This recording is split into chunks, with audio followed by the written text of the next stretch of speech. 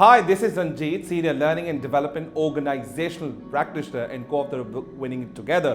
आज जिस टॉपिक पे बात करेंगे that is a series of 360 degree and multi-rater feedback. 360 degree एक ऐसा feedback form है, ऐसा feedback survey है जिसमें हम biased अप्रोच को ख़त्म तो नहीं कर सकते पर उस बायस्ड अप्रोच की इंटेंसिटी को कम करने की बहुत कोशिश करते हैं। जब परफॉर्मेंस की बात आती है, परफॉर्मेंस का जो डेटा है या परफॉर्मेंस का जो फॉर्म है वो किसके हाथ में होता है? एक लाइन मैनेजर के हाथ में होता है। उसमें अगर मैनेजर बहुत अच्छा है तो परफॉर्मेंस अप्रेजल बहुत अच्छा होगा। अगर उसके साथ सबऑर्डिनेट का टसल है या कॉन्फ्लिक्ट है तो परफॉर्मेंस अप्रेजल अच्छा नहीं होता। It means one man decides the future of a future talent. One man decides the future of a future talent. क्या ये गलत नहीं है? क्या इस चीज को रोक नहीं सकते? कोई बात नहीं है। This is the biggest problem for the HR people. This is the biggest problem for the OD players and जो लोग अभी इस वर्ल्ड के अंदर काम कर रहे हैं उनके लिए सारे मसले क्या हैं कि वो फ्यूचर टैलेंट डेवलप नहीं कर पाते। जो टैलेंट हमारे पास काम कर रहा है और जब छोड़ने वाला होता है, रिजाइन टेबल पे रखता है, तो उस वक्त हमें समझ आती है कि इस टैलेंट को और मौका देना चाहिए था। लेकिन इसके बाद क्या होता है? हम एक और फॉर्म फिल करते हैं that is called what potential matrix, जिसमें हम बिहेवियरल कॉम्पिटेंसीज को मेजर करते हैं। क्या उस बंदे के पास टीम वर्क करने जैसी कॉम्पिटेंसी है? क्या वो कॉन्फ्लिक्ट को मैनेज कर सकता है? क्या वो प्रॉब्लम सॉल्व कर सकता है? क्या निगोशिएशन स्किल्स के पास है? ये तमाम चीजें होती हैं उनके पास। फर्स्ट लाइन मैनेजर जैसी भी क्वालिटी उनके पास होती है, लेकिन फिर भी वो छोड़ के चला जाता है। परफॉर्मेंस किसी एक के हाथ में, पोटेंशियल मेजर करना भी किसी एक के हाथ में, लेकिन वो जो रिसोर्स काम करती है या रिसोर्स जिसके लिए काम करता है, जिस क्रॉस फंक्शन के लिए काम करता है, उसके लिए वो फीडबैक नहीं देते। तभी तो हम कौन सा फीडबैक लेकर आए हैं? 360 डिग्री। 360 डिग्री में होता क्या है? उसमें क्रॉस फंक्शन मींस जो रिसोर्स, जो टैलेंट बाकी डिपार्टमेंट के लिए काम करता है, जो बाकी डिपार्टमेंट को सर्व करता है, उनके हाथ में भी हम ये फीडबैक थमाते हैं ताकि वो एक सही किस्म का फीडबैक दे पाए कि क्या वो वाकई काम करता है, अच्छा करता है, बुरा काम करता है या बहुत अच्छा काम करता है। तो उसको हम 4 कैटेगरीज में ब्रेक करते हैं। क्या उसका काम करने का लेवल पुअर स्टैंडर्ड है, उसका काम करने का स्टैंडर्ड एवरेज है, गुड है या एक्सेलेंट है। तो हमने क्या किया? 360 डिग्री को इंट्रोड्यूस करते वक्त हमने ये हक मैनेजर को भी दिया, एक थर्ड पार्टी को भी दिया, मींस कंसल्टेंट को दिया, और वो यही हक हमने बिजनेस में काम करते तमाम स्टेक होल्डर्स को दिया ताकि उस रिसोर्स को सही से मेजर किया जाए। डिफरेंट ऑर्गेनाइजेशन में इन तीनों फॉर्म्स की डिफरेंट वैल्यूज होती हैं, लेकिन अगर परफॉर्मेंस की 20% वेटेज है तो कुछ ऑर्गेनाइजेशन कहती है पोटेंशियल को 40% वेटेज दे दो। तो 20 एंड 40, 60 एंड 40% आप 360 डिग्री को वेटेज दे सकते हैं। टोटल हो गया हमारे पास 100। लेकिन हम आज आपको बताएंगे अगेन 360 डिग्री काम कैसे करता है। सो आइए, point number 1, select the rater 360 degree feedback by the human resource business partners। जो ऑर्गेनाइजेशन के अंदर HRBPs होते हैं, ऑर्गेनाइजेशन के अंदर HRBP लीड होता है, ऑर्गेनाइजेशन के अंदर जो CHRO होता है वो डिसाइड करते हैं कि हमें HRBPs को मिला के सबसे पहले उनको डीप ब्रीफिंग दी जाए। तो 360 बनाता कौन है? 360 ऑर्गेनाइजेशन के अंदर बनाता है COE, centre of expertise.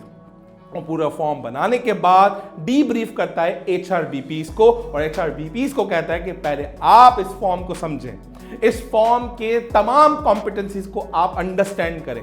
In competence को अंडरस्टैंड करने के बाद आप बिजनेस के पास जाएं और बिजनेस को डीब्रीफ कर दें, और बिजनेस को डीब्रीफ करने के बाद आप उन लोगों के पास जाएं जो एक्चुअली ये फॉर्म फिल करता है। इससे होगा क्या? इससे ये होगा कि फॉर्म भरने वाले को पता है कि मैं क्या फॉर्म भर रहा हूं, इस फॉर्म से किसका फ्यूचर लगा हुआ है और इससे क्या उसके बेनिफिट्स और डिसएडवांटेजेस हो सकते हैं। तो पॉइंट नंबर 2 पे बात करेंगे, conduct a pre briefing session with the COE and HRBP। COE को चाहिए, सेंटर ऑफ एक्सपर्टीज को चाहिए कि HRBPs के साथ क्लासरूम सेशंस करें, उनके साथ इंटरवेंशंस करें, उनके साथ फिजिकल एक्सरसाइज करें, उनके साथ प्री असेसमेंट करें, प्री इवैल्यूएशन करे कि डी ब्रीफिंग के वक्त क्या HRBP इतना काबिल है कि उस पूरे फॉर्म को समझ के आगे पूरे बिजनेस को वो कैस्केड करेगा। अगर जब तक COE को कॉन्फिडेंस ना हो कि HRBP इस पूरे कॉन्सेप्ट को समझ के आगे पेश करने वाला है बिजनेस को, तब तक वो फॉर्म किसी भी बिजनेस को शो नहीं किया जाए, because HRBP is a sandwich, because COE invents the form and HRBP is a sandwich because he is cascading message to the business. अब बात करेंगे पॉइंट नंबर 3 पे, which is very comprehensive, very extensive. You need to focus on that. The point number 3 is distribute assessment based on the competency framework. Which competencies make the leader successful in his or her role? The competencies to be rated are decided. For each competency, we include several questions. We decide on the rating scale each question. Usually, rating scale is from 1 to 5, 1 to 10. We distribute an online survey link of assessment consisting of a survey question via email to all raters. जो हम competency matrix बनाते हैं, जो हम competency framework बनाते हैं, हम ये कहना चाहते हैं कि जब आप ये फॉर्म बनाएं तो उसका एक स्केल डिसाइड करें।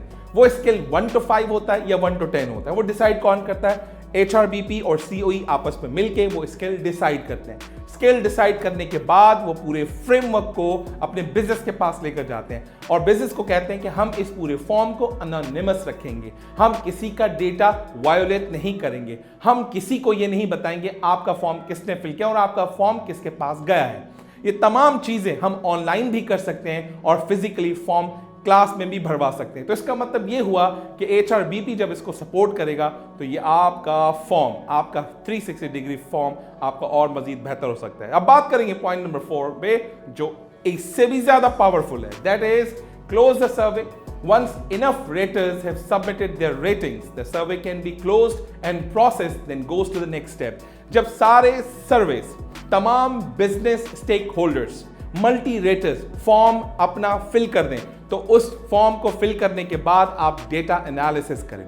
डेटा एनालिसिस करने के लिए you must have some sound data analytics knowledge कि जब हम 7 लोगों का फॉर्म फिल कर रहे हैं, जो 7 लोग हम सिलेक्ट कर रहे हैं, वो 7 लोग कौन होने चाहिए? वो 7 लोग वही होने चाहिए जो एक टैलेंट के साथ वेरी बेसिक्स, वेरी क्लोज काम कर रहा है, क्योंकि वही तो बता सकता है कि हम इसके साथ जिस तरीके का काम कर रहे थे और जिस तरीके का काम हम इससे एक्सपेक्ट कर रहे थे वही काम इससे हमें मिल रहा है। इट मींस जो 7 या 8 लोग चूज किए जा रहे हैं, they should be a very close and they should be those people जिनका सबसे ज्यादा रिलेशनशिप डेवलप होता हो या रिलेशनशिप हो उस रिसोर्स के साथ। Last but not the least, that is point जो मैं बताना चाहूंगा कि 360 डिग्री की डीब्रीफिंग बहुत इंपॉर्टेंट है। Last point of the day is analyze the data and generate the reports. Once the survey is closed, the online system crunches a lot of numbers. We then produce a detailed reports then which can be shared with the HRBP's associate directors, group director, HR admin. जब आप पूरा data compile करते हैं, जब data आपका compile हो तो each individual का डेटा आप डिफरेंट तरीके से दे सकते हैं। फॉर एग्जाम्पल, अगर किसी का स्कोर 0 to 60 आता है तो आप ये कह सकते हैं अनएक्सेप्टेबल टैलेंट। अगर किसी का स्कोर 60 से 70 आता है आप कह सकते हैं गुड टैलेंट। अगर 70 to 80 आता है तो आप कहते हैं एक्सेप्टेबल टैलेंट। अगर 80 to 90 आता है तो आप कहते हैं मीट एक्सपेक्टेशंस। और अगर 90 to 100 आता है तो you can say exceed expectation. These all Likert scales are derived by you with the assistance of COE and HRBP. It depends upon you. मैंने आपको एक आइडिया दे दिया।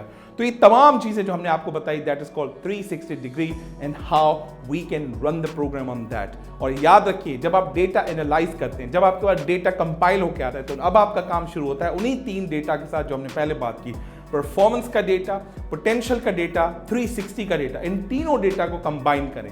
तीनों डेटा को कंबाइन करने के बाद आप लेकर जाएं फंक्शनल डायरेक्टर के पास, फंक्शनल हेड के पास या डिपार्टमेंटल लीड के पास, उनके साथ बैठें और जैसे एनुअल सेल्स कॉन्फ्रेंस होता है, जैसे प्रोडक्ट कॉन्फ्रेंसेस होती हैं, ऐसे आप करेंगे टैलेंट कॉन्फ्रेंस। बताएंगे कि एक हमारे पास टैलेंट है जिसकी परफॉर्मेंस में 100 स्कोर है, जिसका हमारे पास पोटेंशियल में 80 स्कोर है, 360 डिग्री में उसका 80 स्कोर है, means this is a talent which can go further. तो हम उन टैलेंट की 4 कैटेगरीज बनाते हैं। पहली कैटेगरी का नाम है की प्लेयर, दूसरी कैटेगरी का नाम है हाई परफॉर्मर, तीसरा हाई पोटेंशियल एंड चौथा स्टार्स। ये जो 4 कैटेगरीज 9 बॉक्स ग्रिड से हम ड्राइव करते हैं, उनको इन तीनों फॉर्मेट के साथ हमें अलाइन करना पड़ेगा ताकि हमारी टैलेंट कॉन्फ्रेंस हो सके। टैलेंट कॉन्फ्रेंस डिसाइड्स कि कौन सा टैलेंट हमारे साथ इस ऑर्गेनाइजेशन में आगे जाएगा, कौन सा टैलेंट हमारे साथ आगे नहीं जाएगा, कौन सा ऐसा टैलेंट है जिस पे COE, LND, OD, HRBP मिलके उस पे काम करेंगे और इसी पे बनाएंगे हम अपना talent pro pipeline, talent profile and succession planning. और उम्मीद करता हूं ये वीडियो आपको बहुत पसंद आई होगी। और अगले टॉपिक में हम बात करेंगे कि 360 डिग्री पोटेंशियल परफॉर्मेंस डेटा के बाद हम अपनी सक्सेशन पाइपलाइन कैसे बनाते हैं, और succession pipeline will decide the future of the organisation. Thank you very much.